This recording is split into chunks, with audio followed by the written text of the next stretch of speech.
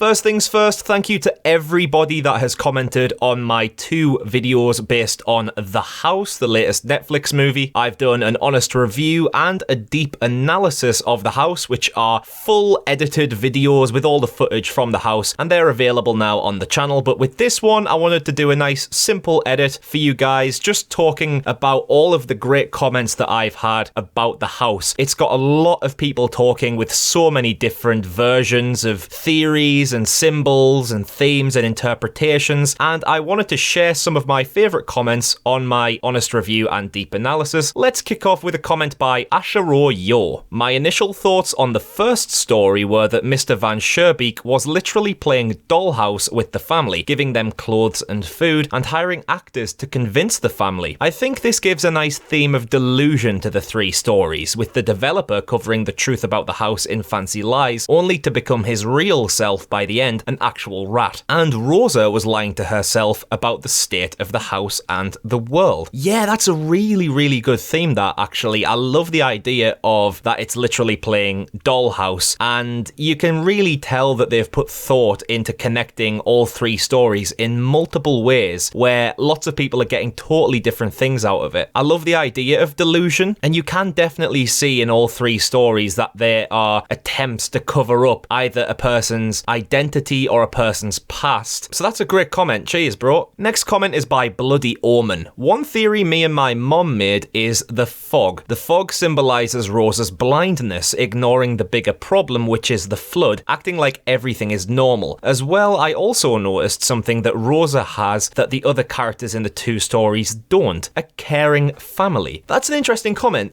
You could see that Rosa's friends with Jen and Cosmos and Elias are a bit like a family. They're not related to Rosa in any sense, but they are there for her, and they, in a sense, do support her by the end. They don't support her financially, but you can see there's a lot of care there, especially when Elias gives the hand-drawn pictures to Rosa as a gift, as well as some fish. So there is some care there, and the family in the first story start off caring, but it's actually a reckless parental decision by Raymond to basically decide his family's future for them, and it leads to all their downfalls, with Mabel and Isabel having to fend for themselves at the end. And then, yeah, you do have the developer who is an outcast. He doesn't have a family, and even the partner that we spend talking to in a one-sided conversation for the whole thing doesn't end up to be a real partner. It's just his dentist. So that's a really good point. And the point about the fog is great too. It's like she can't see the bigger picture. She looks outside the house, but she can't see anything on the horizon. And to Cosmos, that signifies an adventure's waiting. We can go and explore what is past that fog and discover it. Whereas for Rosa, it's like, I can't see anything worth heading towards, so I'm just going to stay put here with things that I can see in front of me. And that reflects her character. Great comment.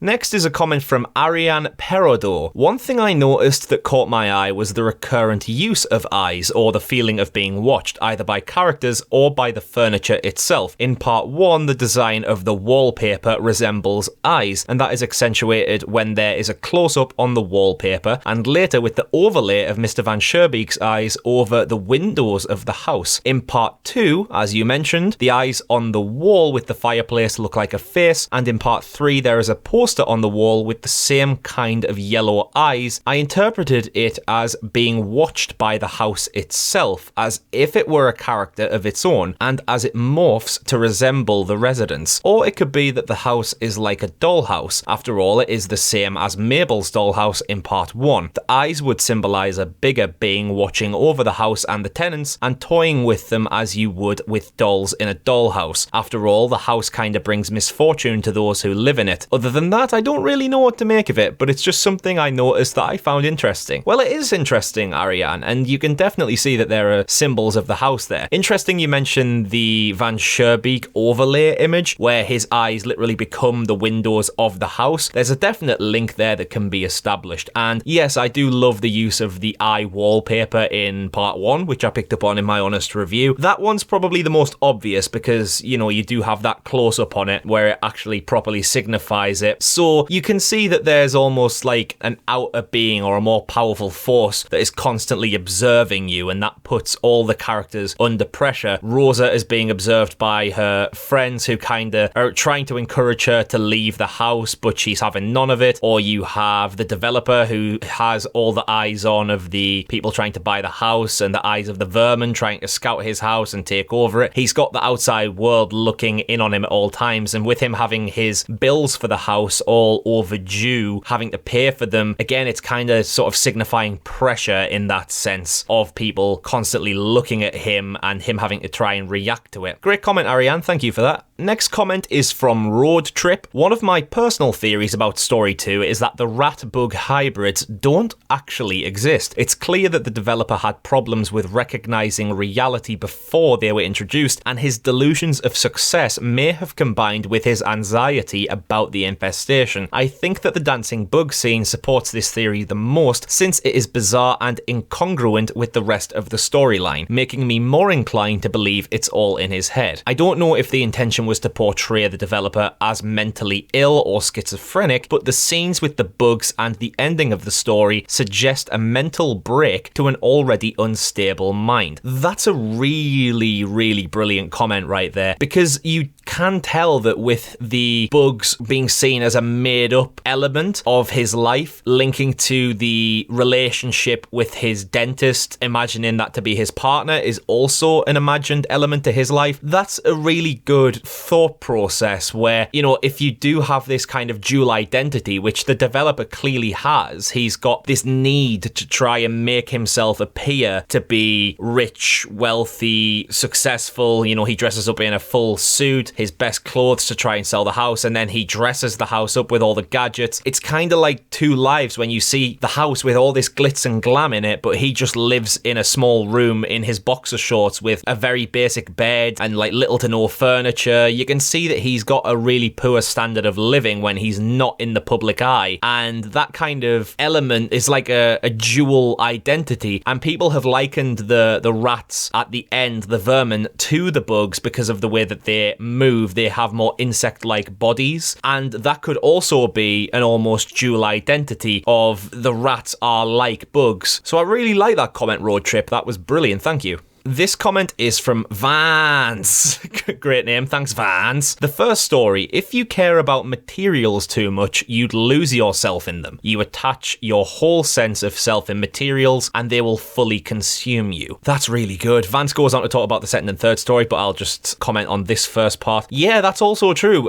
Raymond does lose himself in his materials. Like, he gets too easily drawn into trying to access brand new materials that are more fanciful than the one he owns, and therefore he's trying to attach himself to those materials, as you said, Vance. But that becomes his undoing, where he literally becomes a material that he desired. He becomes a piece of fancy furniture, which is one of the elements in his life he wants to strive towards, and it takes over him fully by the end. Vance says about the second story: when the contractor mouse first saw a couple bugs crawling into the wall, he didn't fix the issue properly. He just put some glue in the wall, which allowed the bugs to reproduce inside the wall and eventually destroy the entire house. At the end, the mice all live and crawl around the house just like cockroaches. So my explanation: if you don't fix small issues, they will build up, causing more issues and take over your entire life. Yeah, you can definitely see that, and I kind of went into that in my deep analysis too, where he's glossing over the more deep problems in the house, the ones that sit in the skeleton of the structure with the bugs in the walls, and just quickly, you know, tries to cover it up and disguise everything with distractions and gadgets. But his undoing comes from the fact he doesn't deal with the infestation properly. He tries to move on to alternative solutions without trying to just fix the main issue. And Vance says about the third story: sometimes it takes losing everything, your friends, house, money and plans, for someone to let go and open a new chapter of life. And that's very much true, because Rosa, she does lose her friends, or at least she loses a lot of tenants, as it's said in the story. And then we see Elias goes off into the distance on the boat, and that gets her upset because he didn't say goodbye to her. And then when Jen and Cosmos are now going into the distance in the boat, you can see that Rosa is really upset about that, because she's now at a point where she feels like she's totally abandoned and she's lost everyone. Her house is falling apart around her. She's not got any money from her tenants to support her, and now she's just stuck with nothing to do. She's just got to sit there and wait for the floods to come towards her and take everything that she's got left. But by accepting having to move on in her life, which is physically brought about by the house being able to move with Cosmos's handyman skills, it allows her to head off into the sunset full speed ahead, now that she's had an outside influence of Cosmos showing her the real meaning of life. And her and Jen at the start have conversations about spirituality and the sort of positive energies of being alive, which a lot of people tend to just pass off. But here she actually thinks, you know what, there are more things to life to discover out there. I've just got to get off my arse and set sail to see what I can find. That's a great treble comment there, Vance. Thank you.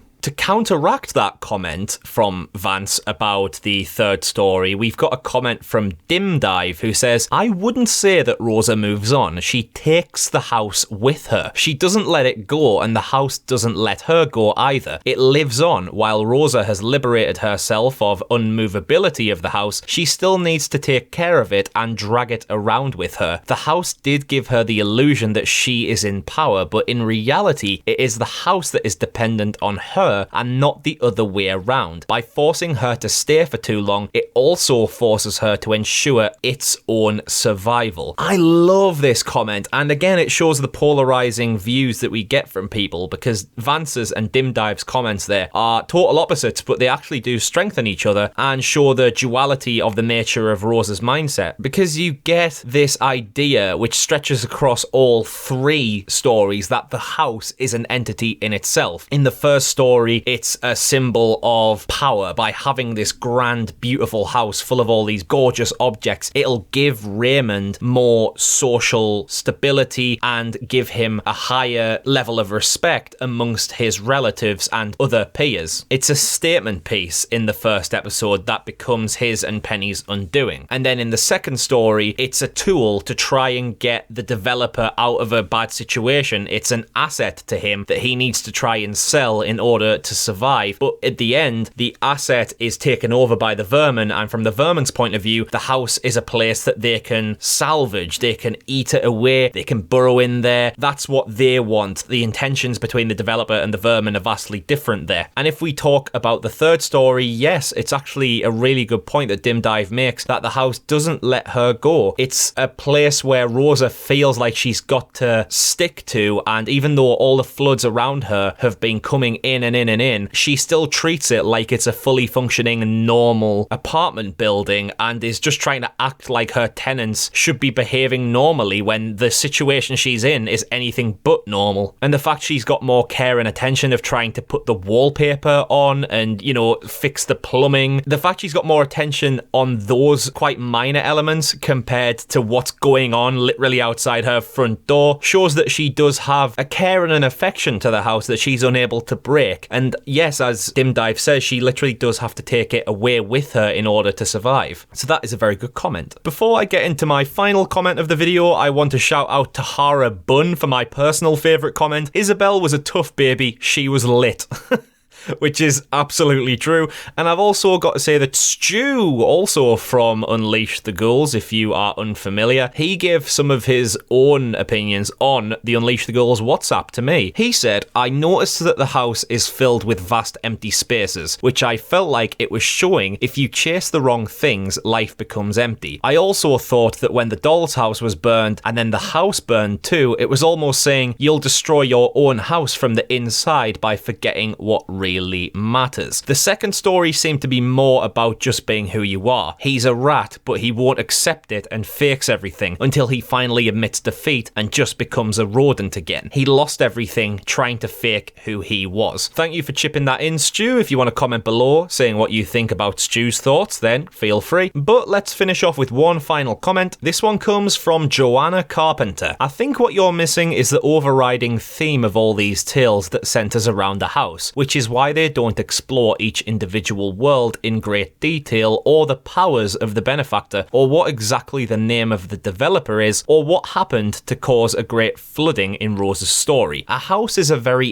intimate place. You can define a house as a warm and loving place, inviting and filled with good memories, or put more simply, a home. In contrast, it can be a source of vanity or greed. It can be empty and hollow, only filled with memories past, some not always positive. It can take on a more sinister tone, being a place of fear and uncertainty, and in the most primal of aspects, a place for shelter and safety. Each story instead explores the different ways a person can be consumed with a house, whether it be positive or negative, and how intimate and life-changing these events can be. That's my personal favourite comment from Joanna there, and it really does signify all of the different uses, functions, and meanings that a house can have for people. To Mabel and Isabel in the first story, they really do not like the new house. They wish that they could go back to their old one, which is the place that has all of their memories. They cherish it. And then in the second house, you've got the vermin who take over it literally for shelter, which is a fantastic point, by the way. And in the third story, it was an apartment building, so for Rosa, it was a source of income. For her, it wasn't just a house, it was literally a business. But now it's getting more and more empty as all of her friends and tenants have left. So to her, she walks the corridors of her house and sees the memories of everything she's had in the past. And that can kind of be seen in the moment where she falls through the floorboards and kind of sees in Cosmos's mists all of the memories of her having a laugh with Elias and Jen on the couch watching TV and things like that. It's like she's remembering all these great times that she's had and she is slipping away from them. And it's that realization that I need to explore the world to find more of this, because if I stay where I am, I'm not going to have any of this. That's the catalyst that makes her leave onto the horizon. So there we go. That's a selection of my favorite comments on my house videos, but thank you to everyone who has commented, and please do keep commenting. If you'd like to chuck some comments on this video as well about what you think, feel free, or go and do it on one of my other videos. I've been Connor from Unleash the Ghouls, and thank you very much for listening. Cheers!